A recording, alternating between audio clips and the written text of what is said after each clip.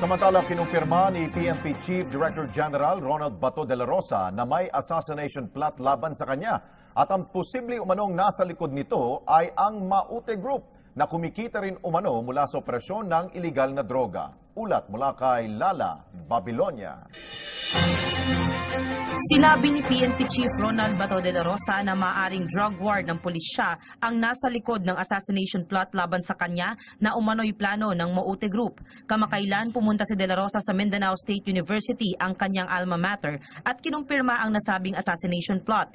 Aniya, kumikita ng drug money ang Maute Group kaya maaaring may koneksyon ito sa pagbabalik ng pambansang pulisya ng kanilang anti-illegal drugs operations. Hindi pa na-establish talaga ng mga investigators kung ano yung motive. Pero if you are to ask me, it's very obvious that this Maute Group is being fed with drug money. Sa pagbisita ni De La Rosa sa lugar, 2 improvised explosive device ang na-recover. Isa sa Mindanao State University mismo at isa naman sa kalsada kung saan dadaan ang convoy ni De La Rosa. Hindi naman nagtagumpay ang mga salarin sa plano nila dahil sa higpit ng seguridad at sa dami na rin ng tao. Sa kabila niyan, hindi plano ni De La Rosa na magdagdag ng security. Sa akin, ito, trabaho lang. Trabaho lang. So, if I will be sacrificed for doing my job, so be it. I not afraid to die. Samantala, hindi naman maipapangako ni De La Rosa na hindi gaano magiging madugo ang magiging nilang anti-drugs operations ngayon. Pero anya, ayaw din ng PNP na makapatay ng kanilang suspect. How I wish talaga sana na we will achieve a drug-free society without bloodshed. But it's very possible since it's going to be a war because this itong mga drug lords, as they said, will not just surrender, will not just leave their drug trafficking business just like that. Wala nang detalyeng ibinigay si Pangulong Rodrigo Duterte, ngunit kinumpirma nito na may ugnayan nga ang local terrorist group na Maute sa pinakamatinding teroristang grupo sa buong mundo ngayon, ang Islamic State of Iraq and Syria o ISIS. Ginawa ng Pangulo ang pahayag ng pangunahan nito ang inaugurasyon at ceremonial switch on ng 135 megawatts circulating fluidized bed combustion power plant kahapon. We are not good today because finally the intelligence community advised me that ISIS was vitally connected with the group in the Philippines called the Maute. There's a raging war now in Lanao. Kinubkob ng Maute Group ang isang bahagi ng munisipyo ng Butig, Lanao del Sur noong Biyernes at nagwagayway ng watawat ng ISIS. At hanggang kasalukuyan ay patuloy ang opensiba ng Armed Forces of the Philippines laban sa grupo. Samantala, tinalakay din ni Pangulong Duterte ang matinding suliranin ng bansa sa iligal na droga sa mga nakipagpulong sa kanya kahapon sa Malacanang. Sa mga opisyal ng Integrated Bar of the Philippines, kay dating Pangulo at ngayon Pampanga Representative Gloria Arroyo at dating Chief Justice Reynato Puno. I'm not trying to scare you, but could I please have the dala-dala ko, pinakita ko kay Presidente Arroyo. Sabi ko, ma'am, we are in a bind. I really do not know how to surrender na ako. So sabi ko, hindi ko kaya to. Even assuming publicly that I can kill them, I will not have the time and resources to do it. This is the drug industry of the Philippines. Lahat yan pangalan. Inihambing din ng Pangulo ang kalagayan ng narco-politics sa bansa sa stage 2 cancer. But we were already a narco-politics state given the so many thousands of policemen, municipal mayors and mayors involved. Now the portals of the national government to the contamination of narco-politics was opened by, sadly, Dilima. Siya yung unang napunta doon sa Rosa Licoz, UNTV News and Rescue, Malacanang. Let's get more perspective on this from AFP Public Affairs Office Chief Colonel Edgardo Arevalo. Good evening, sir. Thank you for joining us tonight. Good evening, Lucy, and all televiewers. Good evening. Sir, you may have heard President Duterte say that he has heard from intelligence authorities that indeed there is a link between ISIS and Maute. Have authorities clearly established this link? Well, that is, of course, the subject of our continuous validation, but thus far we can say that the connection is with regard to the inspiration that the Maute group is drawing from the ISIS. We say that that group remains to be ISIS-inspired because their actions, including their long professing of allegiance to the ISIS and the conduct of many terroristic activities it did, are all intended to attract membership and to obtain recognition from ISIS, and finally to receive funding from foreign terrorist groups. All right, sir, so that's cause for worry. But has the military established the actual strength of this group? Well, right now the numbers, Mitzi, are varying, and we are trying to establish exactly what are their numbers, but so far what we have established is they are getting support from few relatives in that particular part of Lanao del Sur, and that blood relationship continues. And up to now, we are yet to establish the exact number. But suffice it to say, Michi, that the ones that they're doing, including the Davao bombing incident that they perpetrated, and including that of the attack or their actions in taking part of that portion of Butig in Lanao del Sur, are all indicative of their desire to be recognized by ISIS.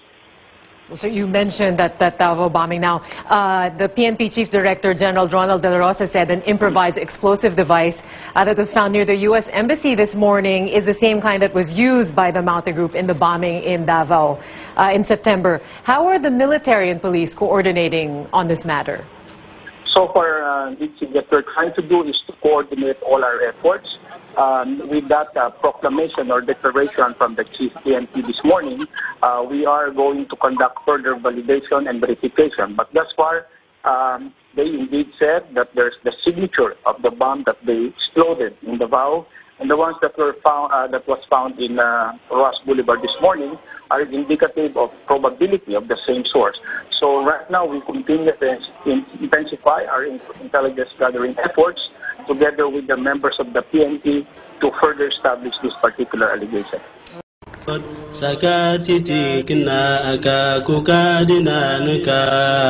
They are seen carrying black flags with the insignia of ISIS. They have long firearms believed to have been obtained from an Indonesian terrorist affiliated with Jemaah Islamiyah. This is the Maute Group, one of the newest Islamist terrorist groups in Mindanao. The military first encountered the group in 2013 when their checkpoint operation was attacked in Madalum town, Lanao del Sur. They're also involved in the recent Davao bombings a few months ago, which left about a dozen dead. The Maute Group also launched attacks early this year, believed to be test missions to get recognition from ISIS. And on Friday, they put the town of Butig, Lanao del Sur under siege, capturing the old municipal hall. Ang grupo ng Maute ay nasa munisipyo. Ang munisipyo naman kasi doon, hindi ginagamit kasi mayroong bagong munisipyo ang ginagamit ang bagong mayor natin. The military says they will not allow the terrorist group to capture the new municipal hall. They're also aggressively hunting down the group's members, which are estimated to be between 50 and 100. Itong projection of power net ay ginagamit din nila sa kanilang wanton activities na kanilang pinagkakabalahan. Ito po yung mga extortion activities at pangingikil and other terroristic activities to support that. President Duterte admits he's afraid of ISIS infiltrating the Philippine shores. Ang delikado niyan itong ISIS. That is why you have to use your head. Pag kasinagad mo yan, and they're driven into desperation, instead of groupings dyan, they're driven by Muslim nationalism. Or Moro, for that matter, para maintindihan nyo. It's a Moro nationalism. Because they are really the owners of Mindanao. long before the Spaniards came. The president says he can't just declare an all-out war at the same time. And I would tell the military, after the operation, ayaw ko makita na isang tao standing. Do you want me to do that? And if I kill children and innocent people and all, can we survive as a nation? He admits he'll try to talk to the group first instead of crushing them outright. Rex Remitio, CNN Philippines. In the news tonight, military operations continue against Maute Group bandits in Butig, Lanao del Sur. AFP spokesperson Restituto Padilla expressed hope that areas held by the terrorists will be overrun by the military soon. Dislodgement operations are being conducted by the 103rd Infantry Brigade, assisted by armored and artillery units. Also backing these assets are close air support units spearheaded by SF-S60 and OV-10 attack planes by the Air Force. More details on this report from Dayan Queret. A total of 19 members of the Maute Group are now killed in the continuing encounter of the terrorist group with the military in Butig, Lanao del Sur. According to AFP spokesperson Brigadier General Restituto Padilla Jr., there is the possibility that this number will increase. Nagkaroon po ng report at tumaas na po ang bilang ng kanilang mga patay sa Maute Group sa 19 na nakumpirmado sa iba't ibang pamamaraan. Yung 19 na yan ay maaaring madagdagan pa sa katapusan ng gagawin pang mga operasyon ngayong araw. Meanwhile, 13 military soldiers are slightly wounded.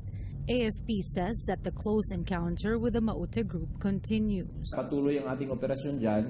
Ang ating mga tropa ay nandun sa may mismong lugar at napasok na nila ang lugar. Padilla adds that the attack of the Maute Group in Butig is a possible diversionary tactic.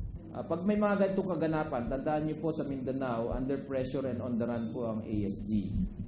At itong Maute Brothers ay naggawa ng kasalukuyang panggugulo dyan. So maaaring ito ay ginagawa ng mga grupong ito upang makatulong sa kanilang mga ibang kasamahang terorista na i-divert ang atensyon natin. AFP asked the help of the community in Lanao del Sur to divulge information regarding the identity of the Maute Group members. Sigurado kami sa mga komunidad, may mga kababayan po tayo dyan na nalalaman nila ang identity ng mga taong ito. Kung ninanais po nating i-secure at ayusin ang security ng mga lugar sa ating mga kanayunan, yung tulong ng ating mga kababayan dyan ay kinakailangan natin. Meanwhile, Padilla says that the bomb found in Rojas Boulevard near the U.S. Embassy may be connected to the Maute Group. The signature of the bomb may be similar to the bomb used by the Maute Group. So there's a possibility.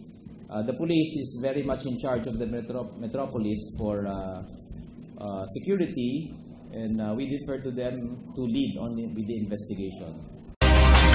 Umabot na sa 19 ang nasawing membro ng Maute Group matapos muling maglunsad ng opensiba ang Armed Forces of the Philippines laban sa grupo kahapon. Inaasahang tataas pa ito sa mga susunod na araw. Samantala, 13 sundalo naman ang nasugatan sa naturang operasyon at kasalukuyang ginagamot. Ayon sa AFP, nais lamang umano ng Maute Group na makuha ang atensyon ng teroristang Islamic State tulad ng ginawa ng Abu Sayyaf, kaya kinubkob ng mga ito ang bayan ng Butig noong nakaraang Biyernes. Gusto po nilang pumarte sa mga maaaring kunin na suporta sa grupong ito na nanggagaling sa gitnang silangan.